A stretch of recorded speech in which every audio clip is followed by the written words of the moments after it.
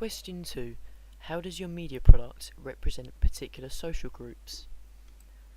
We represented a mixture of social groups in our thriller opening.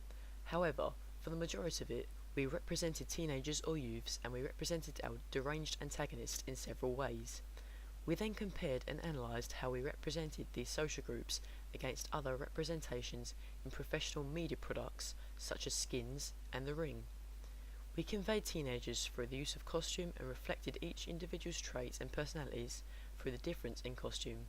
For example, we portrayed the character of Blaine to be cool, laid-back, highly popular teenager through his indie costume such as the green coat with a fur hood. We also characterised him by having him smoke cigarettes to further portray his cool personality. His hairstyle also reflects youths due to the swept fringe connoting with the emo stereotype and rock music. In Skins, the character of Tony Stoneham is represented as the cool character, and this is shown through his laid-back personality and dress sense, similar to our character Blaine. Contrasting this is the character of Victor, dressed as the Chevy stereotype. His costume consists of grey tracksuit bottoms and hoodie. This connotes with a rebellious or hard nature that is perceived. This is reinforced through his shaved hairstyle, further emphasising his lower class and common personality. Swearing was also used to further reflect bad and rebellious character.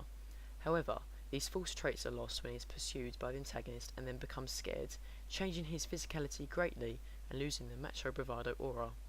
In the film Adulthood, the character Sam Peel is portrayed as rough and of lower status through similar trends in costume, such as the shaved head, grey tracksuit bottoms and hoodie. Katie's character was stereotyped to be the naive, childlike character that the audience could empathise with. This is through her high-pitched voice and curly hair. Props were also used to amplify this, such as a bright pink sleeping bag. Using the colour of pink connotes with immaturity and children, which further implies Katie to be childish. The character of Pandora Moon in Skins also portrays this stereotype through strong characterisation and dialogue, as well as childish costumes such as a bright yellow dress and butterfly accessories. Katie and Pandora both share these traits in personality and costume.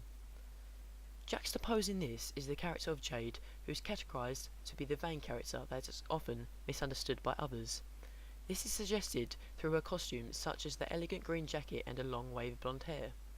If we were to continue producing our film, we would develop her character to be arrogant and rude, but later demonstrate her protectiveness and sensitivity with relationships to fellow peers such as Katie.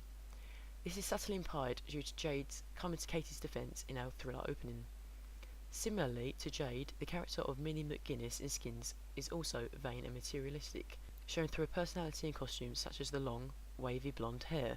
In contradiction to these characters, we have a complex antagonist whose mentality is represented through her costume and physicality. For example, it's implicitly suggested that the antagonist is of similar age to the other youths through her dress. As this is a typical fashionable party dress, it is suggested that she is a teenager, which engages the audience's interest. However, blood is presented all over her dress, suggesting danger and evil for this character. Her hair is combed back and volumized, which implies her to be deranged as she doesn't take care of her appearance and connotes with the criminally insane stereotype.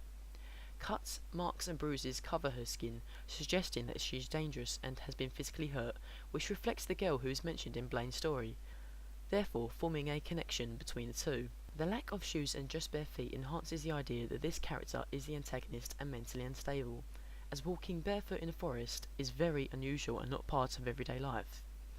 Makeup emphasises the character's dark characterisation through the addition of black, baggy eyes, which suggests fatigue and death. In The Ring, the antagonist is dressed in white, similar to the antagonist in our thriller opening. This is to reflect a certain innocence in the character. However, we decided to splatter the white in blood to reinforce her evil nature. The antagonist in The Ring also has baggy eyes and harsh makeup, reflecting a disturbed and deadly state of the character, similarly to our antagonist.